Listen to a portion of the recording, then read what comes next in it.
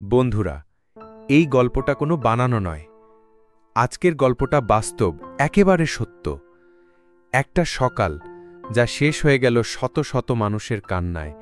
একটা ছোট্ট স্কুল যেখানে স্বপ্ন গড়ে ওঠার কথা ছিল, সেখানে আজ পোড়া খাতা, রক্ত আর ধ্বংসস্তূপ। আমার নাম রাসেল। আজ আমি আপনাদের শোনাব মাইলস্টোন স্কুলকে ঘিরে সেই ভয়ঙ্কর ঘটনার গল্প, যেটা আমাদের মনে গেঁথে দেবে হাজার বছরের ব্যথা। ২১ জুলাই ২০২৫। ঢাকার আকাশ ছিল ঝলমলে রোদে ভরা। মাইলস্টোন স্কুল অ্যান্ড কলেজের প্রতিদিনের মতো ক্লাস চলছিল। ছোট ছোট বাচ্চারা খাতায় অঙ্ক কষছে, কারো হাতে লাঞ্চ বক্স, কারো চোখে ঘুম, কারো মুখে রঙিন স্বপ্ন। ৮ বছরের আয়েশা, চুলে লাল ফিতা, আজকে প্রথম ফুল মার্কস পেয়েছে। হাসতে হাসতে বলেছে, ম্যাম, আমি নাসায় যাব, আমি মহাকাশে উড়ব। কিন্তু ঠিক দুপুর 1:18 হঠাৎ আকাশ ফেটে নামল মৃত্যু।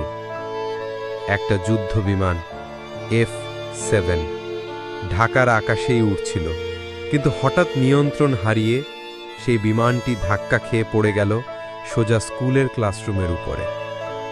চিৎকার, ধোঁয়া, আগুন, রক্ত, সবকিছু মিলিয়ে যেন নরক নেমে এলো স্কুলের ভেতরে।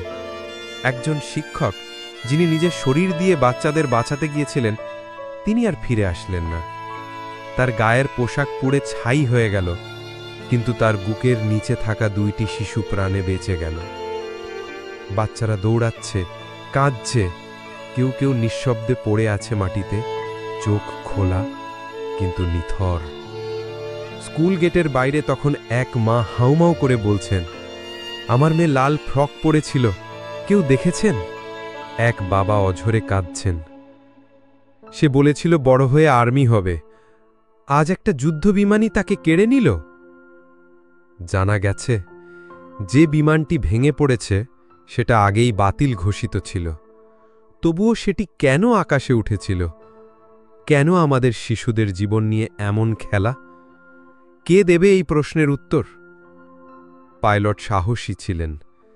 তিনি শেষ মুহূর্তে জনবহুল ভবন থেকে বিমান সরিয়ে স্কুলে নামিয়ে দিয়েছিলেন, নয়তো হয়তো আরও বড় ক্ষতি হতো। কিন্তু রাষ্ট্র কি দায় এড়াতে পারে?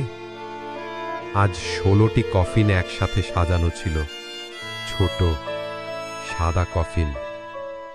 প্রত্যেকটার গায়ে একটা নাম, একটা ক্লাস আর একটা স্বপ্নের মৃত্যু লেখা ছিল। একটা কফিনের পাশে একটা ছোট্ট খাতা পড়েছিল, সেখানে লেখা ছিল, আমি বড় হয়ে মানুষের সেবা করব। সেই লেখাটাও অর্ধেক পুড়ে গেছে। বন্ধুরা, আজকের এই ঘটনা কেবলই খবর নয়, এটা একজন বাবা মায়ের চিরস্থায়ী কান্না, একটা দেশের শিক্ষা প্রতিষ্ঠানে আস্থা হারানোর গল্প। এই ভিডিও যদি কেউ মন দিয়ে দেখে, তবে একবার হলেও বলো, এই দেশ, এই সমাজ আরও দায়িত্ববান হোক, আরও মানবিক হোক।